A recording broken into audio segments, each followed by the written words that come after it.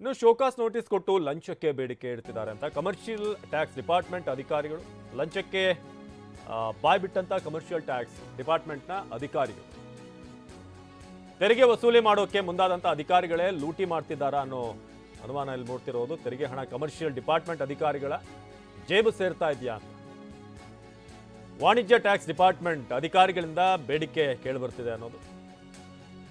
ತೆರಿಗೆ ವಸೂಲಿ ಮಾಡೋಕೆ ಮುಂದಾದಂಥ ಅಧಿಕಾರಿಗಳಿಂದಲೇ ಲೂಟಿ ಆಗ್ತಾ ಇದೆಯಾ, ತೆರಿಗೆ ಹಣದ ಹೆಸರಲ್ಲಿ ಜೇಬು ತುಂಬಿಸ್ಕೊಳ್ತಾ ಇರುವಂಥ ಆರೋಪ ಕೇಳಿಬರ್ತಿರೋದು. ಈಗ ಒಂದಷ್ಟು ದೃಶ್ಯಗಳು ಕೂಡ CCTV ಫುಟೇಜ್ ಕೂಡ ಸಿಕ್ಕಿದೆ. 10,000 ಕೊಟ್ಟರೆ ನಿಮ್ಮ ಟ್ಯಾಕ್ಸ್ ಕ್ಲಿಯರ್ ಮಾಡ್ತಾರೆ ಈ ಅಧಿಕಾರಿಗಳು. ಹಣ ಕೊಟ್ಟರೆ ಸಾಕು, ತೆರಿಗೆ ಕಟ್ಟೋದೇ ಬೇಡವಾ? ಹಾಗಾದರೆ ಆಫೀಸ್ಗೆ ಕರೆಸ್ಕೊಂಡು ಲಂಚ ತೆಗೆದುಕೊಳ್ತಿರುವಂಥ ಆರೋಪ ಇದೆ. ಈಗ ಕಮರ್ಷಿಯಲ್ ಟ್ಯಾಕ್ಸ್ ಡಿಪಾರ್ಟ್ಮೆಂಟ್ ಅಧಿಕಾರಿಗಳು ನಾಗರಬಾವಿ BDA ಕಾಂಪ್ಲೆಕ್ಸಲ್ಲಿರುವಂಥ ಒಂದು ಕಾಂಡಿಮೆಂಟ್ಸ್ ಅಂಗಡಿಗೆ ಬಂದು ಟ್ಯಾಕ್ಸ್ ಡಿಪಾರ್ಟ್ಮೆಂಟ್ನಿಂದ ನೋಟಿಸ್ ಬಂದಿತ್ತು. ಮೊದಲ ಹಂತದಲ್ಲಿ 40 ಲಕ್ಷಕ್ಕೂ ಹೆಚ್ಚು ಟ್ಯಾಕ್ಸ್ ಪಾವತಿಗೆ ನೋಟಿಸ್ ಕಳಿಸಿದರು ಅಧಿಕಾರಿಗಳು. ಎರಡನೇ ಹಂತದಲ್ಲಿ 6 ಕೋಟಿಗೂ ಹೆಚ್ಚು ಹಣ ಪಾವತಿಸುವಂತೆ ಶೋಕಾಸ್ ನೋಟಿಸ್ ಕೊಡಲಾಗಿದೆ. 9ನೇ ತಾರೀಕು ಮಧ್ಯಾಹ್ನ ಕರೆ ಮಾಡಿ ಬ್ಯಾಂಕ್ ಖಾತೆಯನ್ನು ಸೀಸ್ ಮಾಡ್ತೀವಿ ಅಂತ ಅಧಿಕಾರಿಗಳಿಂದ ಬೆದರಿಕೆ ಬಂದಿದೆ ಅಂತ ಈಗ ಅಂಗಡಿಯವರು ಹೇಳ್ತಿದ್ದಾರೆ. ನಂತರ ವಿಜಯನಗರ ಕಮರ್ಷಿಯಲ್ ಟ್ಯಾಕ್ಸ್ ಡಿಪಾರ್ಟ್ಮೆಂಟ್ಗೆ ಭೇಟಿ ನೀಡಿದಂಥ ಅಂಗಡಿ ಮಾಲೀಕನ ಎದುರು ಲಂಚಕ್ಕೆ ವಿಜಯನಗರ ಟ್ಯಾಕ್ಸ್ ಡಿಪಾರ್ಟ್ಮೆಂಟ್ ಅಧಿಕಾರಿ ಬೇಡಿಕೆ ಇಟ್ಟಿದ್ದಾರೆ ಅಂತ ಈಗ ಆರೋಪ ಮಾಡ್ತಿದ್ದಾರೆ. ವಿಜಯನಗರ ಕಮರ್ಷಿಯಲ್ ಟ್ಯಾಕ್ಸ್ ಡಿಪಾರ್ಟ್ಮೆಂಟ್ ಅಧಿಕಾರಿಗಳಿಂದ ಲಂಚಕ್ಕೆ ಬೇಡಿಕೆ ಬಂದಿದೆ ಅಂತ. 10,000 ಕೊಟ್ಟರೆ ನಿಮ್ಮ ಟ್ಯಾಕ್ಸ್ ಅನ್ನ ಕ್ಲಿಯರ್ ಮಾಡ್ತಾರೆ, ಹಣ ಕೊಟ್ಟರೆ ಸಾಕು, ತೆರಿಗೆ ಕಟ್ಟೋದೇ ಬೇಡವಾ?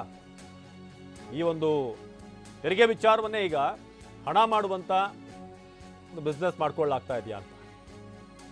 10,000 ಕೊಟ್ಟರೆ ನಿಮ್ಮ ಟ್ಯಾಕ್ಸ್ ಕ್ಲಿಯರ್ ಮಾಡುವಂತ ಒಂದು ವ್ಯವಸ್ಥೆ ಆಗಿದೆಯಾ ಅನ್ನೋ ರೀತಿಯಾಗಿ ಈಗ ಇವರ ನಡವಳಿಕೆ ಕಂಡು ಬರ್ತಾ ಇದೆ. ಹಣ ಕೊಟ್ಟರೆ ತೆರಿಗೆ ಕಟ್ಟೋದೇ ಬೇಡವಾ? ವಿಜಯನಗರ ಟ್ಯಾಕ್ಸ್ ಡಿಪಾರ್ಟ್ಮೆಂಟ್ ಅಧಿಕಾರಿಗಳಿಂದ ಬೇಡಿಕೆ ಬಂದಿದೆ ಅನ್ನೋ ಆರೋಪ ಇದೆ. ಬನ್ನಿ ಅಂಗಡಿ ಮಾಲೀಕ ಮಾತನಾಡಿದ್ದಾರೆ, ಈ ಬಗ್ಗೆ ನೋಡೋಣ. ನನಗೆ ಟ್ಯಾಕ್ಸ್ ಒಟ್ಟು 63 ಲಕ್ಷದಿಂದ 45 ಸಾವಿರ ರೂಪಾಯಿ ನಂಗೆ ಕಟ್ಟಕ್ಕೆ ಬಂದಿದೆ ಟೋಟಲ್.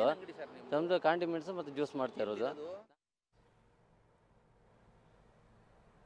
ಇದು ಟ್ಯಾಕ್ಸ್ ನೋಟಿಸ್ ಬಂದಿರೋ ಬಗ್ಗೆ ಹೇಳಿಕೆಯನ್ನು ಕೊಟ್ಟಿರೋದು ಮಾಲೀಕ.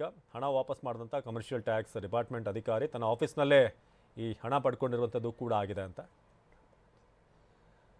2 ದಿನದ ಬಳಿಕ ಹೆದರಿ ಅಂಗಡಿ ಮಾಲೀಕನ ಪತ್ನಿಗೆ ಬಂದು ಹಣ ರಿಟರ್ನ್ ಮಾಡಿರುವಂಥದ್ದು ಕೂಡ ಆಗಿದೆ ಅಂತ. ಜುಲೈ 9ನೇ ತಾರೀಕು ಹಣ ಪಡೆದಂಥ ವಿಜಯನಗರ ಟ್ಯಾಕ್ಸ್ ಡಿಪಾರ್ಟ್ಮೆಂಟ್ ಅಧಿಕಾರಿ. ವ್ಯಾಪಾರಿಗಳಿಗೆ ಒಂದು ಕಡೆ ಶೋಕಾಸ್ ನೋಟಿಸ್ ಬರ್ತಾ ಇದೆ, ಇನ್ನೊಂದು ಕಡೆ ಕೆಲವು ಅಧಿಕಾರಿಗಳು ಇಂಥ ಪ್ರಯತ್ನ ಮಾಡ್ತಿರೋದು ಕಂಡು ಬರ್ತಾ ಇದೆ.